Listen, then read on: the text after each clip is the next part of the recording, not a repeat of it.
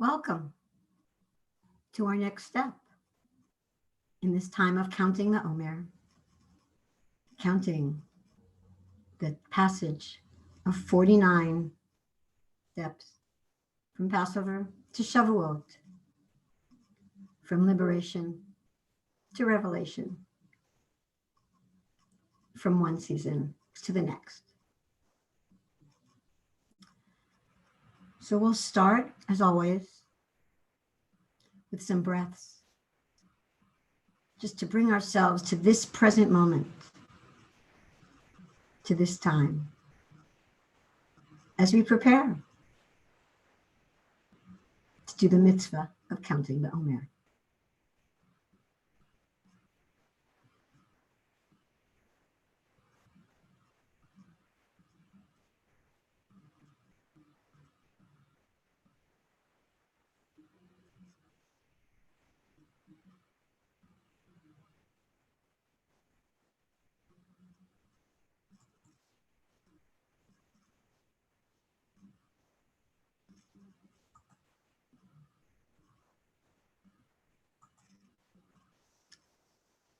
And so we bless. Baruch atah Adonai Eloheinu melech haolam asher kitshanu b'mitzvotav v'tzivanu al sifrat haomer. Blessed are you, Adonai our God, sovereign spirit of the universe, who brings us holiness with the mitzvot and connects to us with the counting of the Omer. Hayom arba'a yamim ba'omer. Today is 4 days of the Omer.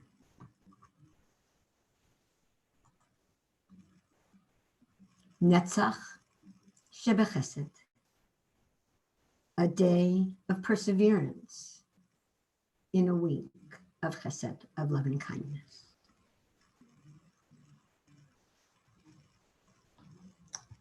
So there's our count. And today we look at perseverance in our familiarization with the Sfirot in this first week of counting. And as you can see, Netzach, perseverance, is right dab smack in the middle of the count. 3 days before, Chesed, Gevurah, Tiferet. 3 days afterwards, Hud, Yosad, Malchut. Netzach is right in the middle. And actually, as a preview, if you go down, the exact middle of our count is a double perseverance day. And perseverance says that we will get there. And I'll say 2 things today about perseverance. One, I actually love that it's in the middle of the week and not towards the end. You'd think maybe we get through the week and it's like, yo, we made it. Isn't that great? But no, perseverance is in the middle of the week to remind us, maybe give us some props for like, yeah, you've gotten this far, you've made it, and you have the stamina to go on to the next.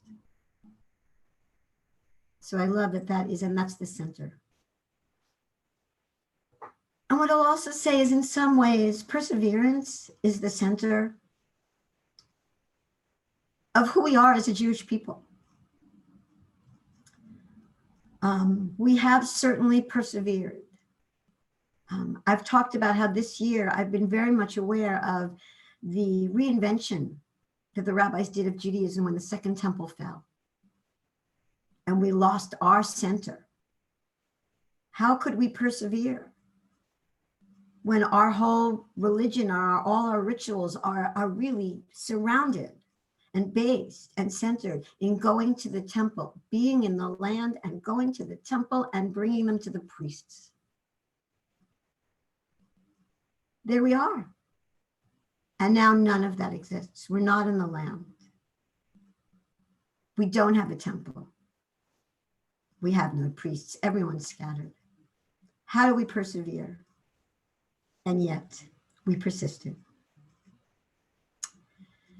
And one answer to this came to me, and one of, I think, the clues to all of this is I found many years ago, I was on a retreat at Tassajara with Makor Or, with the Jewish Meditation Center that was founded by Rabbi Alan Liu and Zeketzer Norman Fisher. And I was reading this book, The Jew and the Lotus, by Rabbi Kamenetz. And the overview of this book, I highly recommend this book. I haven't read it in a long time, but I read it then for the first time. And what this book is about is there were a group of Jewish Buddhists. I'm sure many of you have heard or have known, they're known as Jew Buddhists. I don't know how prevalent it is now because culture and where we are in Judaism and in life and in religion is different, a little bit different now. But definitely at the end of the 20th century, there's definitely, coming from my generation, I would say, where across the board, spirituality kind of got stripped out of mainstream religion. There were many, the boomer generation of my generation, and maybe even some a little bit before then, who were drawn to Eastern religions. And so there were a group of people called Jewish Buddhists.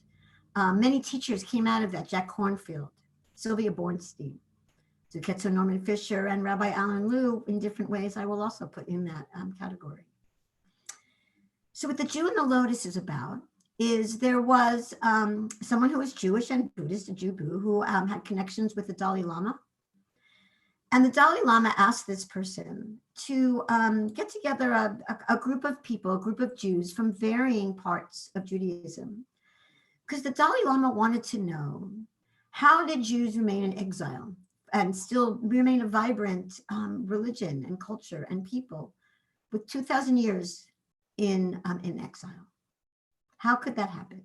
Coming from a people who were now, he was leading a people who are now in exile. How did they manage to maintain for 2,000 years? And so this group got together, and it had people from all over the streams. Rabbi Zalman Schechter was there from the Renewal Movement, who gave a beautiful teaching on angels, which I have to say, I grew up in a Judaism where they told us that there were no angels in Judaism. And yes, I know it's all over the liturgy, as Rabbi Liu would say to me, but they were so scared we were going to go the way these people did go, that they stripped that out. And Rabbi Zalman, it was beautiful for me to read this presentation, bringing me, not just the Dalai Lama, but me, bringing back the angels from Judaism.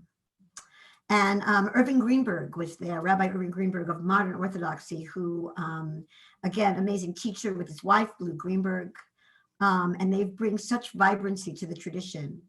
If you're looking for a really good book on Jewish holidays, Rabbi Irving Greenberg's The Jewish Way is one that should be in everybody's library.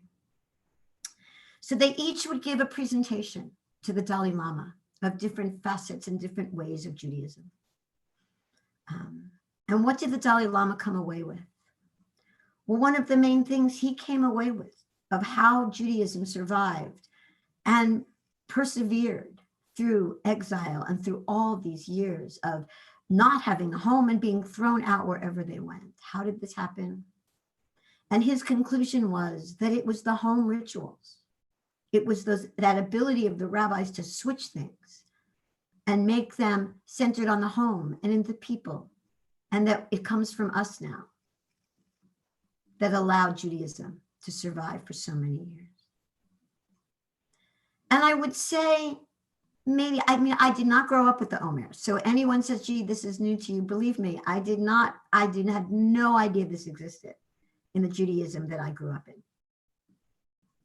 But what I'll say is that it is one of those rituals, as I explained very early on, that the rabbis kept, that's in the Torah, that says you count these days.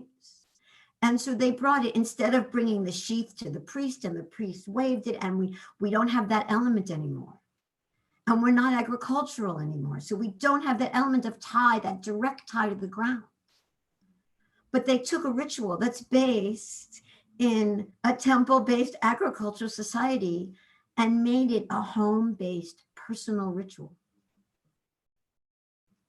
And it's through this ritual and the other ones that were created to keep us and to keep our people and to keep our traditions alive. That's what's allowed us to maintain. and survive and persevere through all these years. And so, in this week of loving kindness, as we add to the chesed, the loving kindness, the gevurah, the strength, the tiferet, the compassion, we now bring in perseverance. We bring in the strength and the structure. And may you have the perseverance to keep counting this week, the weeks that follow. And maybe if it doesn't work this year and the weeks, the perseverance will still work because the cycle of the year spirals as it moves. And so you can still persevere in the years to come. Laila Tov. Happy day 4 of the Omer. And I'll see you tomorrow.